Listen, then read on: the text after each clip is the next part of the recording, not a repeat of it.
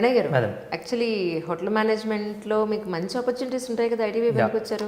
So యాక్చువల్గా నేను ఒక డెసిషన్తో వెళ్ళాను మేడం యాక్చువల్గా హోటల్ మేనేజ్మెంట్ దానికి. కాకపోతే వన్స్ నేను లోపలికి వెళ్ళిన తర్వాత నాకు ఎందుకో సెల్ఫ్ సాటిస్ఫాక్షన్ అన్నది లేదు అసలు ఆ జాబ్లో. సో దానివల్ల నేను ఈ యాక్చువల్గా మాకు హోటల్ మేనేజ్మెంట్లో అకౌంట్స్ సబ్జెక్ట్ ఉంది. సో దాని బేసిస్ పైన నాకు ఐసిఐసిఐ బ్యాంక్లో ఒక ప్రైవేట్ బ్యాంక్లో నాకు ఎంప్లాయ్మెంట్ వచ్చింది. సో అక్కడ వర్క్ చేస్తున్నాను. ఈవెన్ అక్కడే చేసినప్పుడు కొంచెం సాటిస్ఫాక్షన్ వచ్చింది, కానీ ఈవెన్ ఐఎమ్ నాట్ గెటింగ్ ఆ కిక్ అంటారు కదా జాబ్లో, that I'm not getting.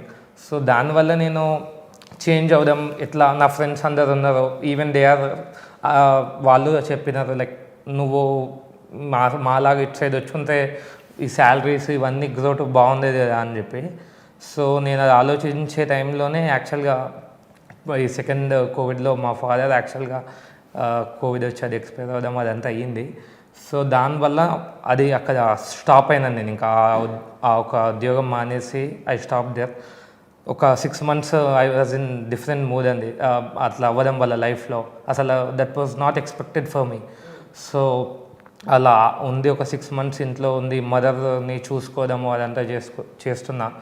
So ఏం చేయాలి లైఫ్లో క్లారిటీ లేదు, సడన్గా బ్లాంక్ అయిపోయింది మొత్తం.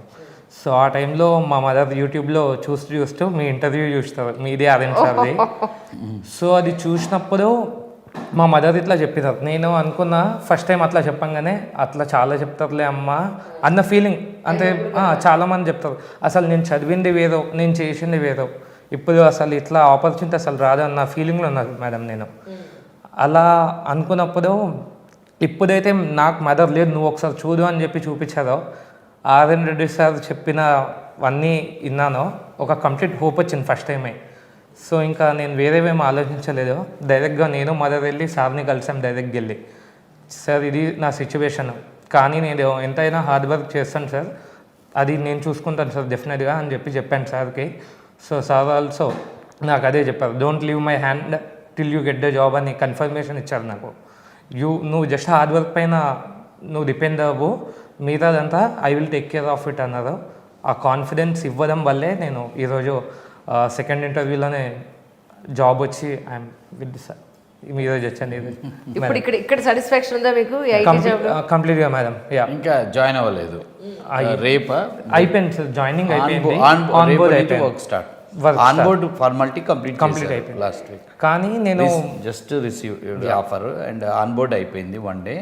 రేపు నుంచి is going to work Monday. Company పేరు జీపీ ఇన్ఫోటెక్ మేడం.